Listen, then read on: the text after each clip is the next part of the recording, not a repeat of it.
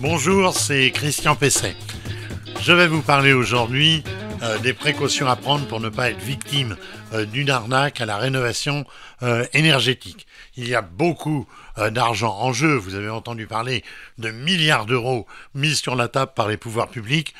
Vous imaginez bien que les effets d'aubaine peuvent être nombreux, surtout pour les gens malhonnêtes.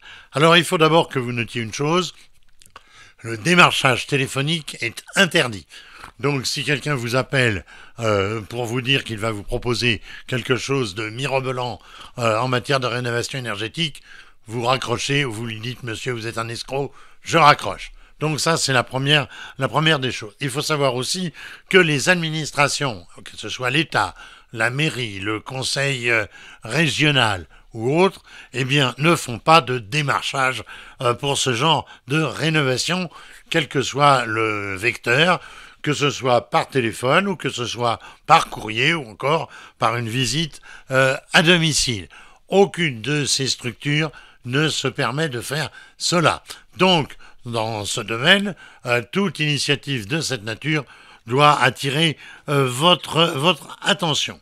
Alors, il faut que vous soyez extrêmement prudent sur une chose, c'est que c'est à vous d'ouvrir votre compte sur France Rénov'.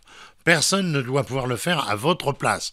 Et surtout, ne donnez pas d'informations à quelqu'un qui vous le proposerait de le faire pour vous, dans le cadre d'une assistance, par exemple, aux travaux. C'est la porte ouverte aux usurpations d'identité, donc c'est extrêmement important. Ne donnez évidemment pas votre numéro de carte bancaire, ça semble aller de soi aussi, ni votre code personnel, ni le code de sécurité qui est sur la deuxième face de votre carte. Alors sur Internet, ne laissez jamais non plus vos coordonnées personnelles et notamment votre identifiant fiscal.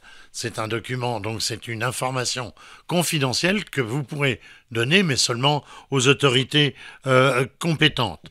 À domicile, évidemment, ne signez jamais rien sans avoir eu des informations sur les gens que vous rencontrez.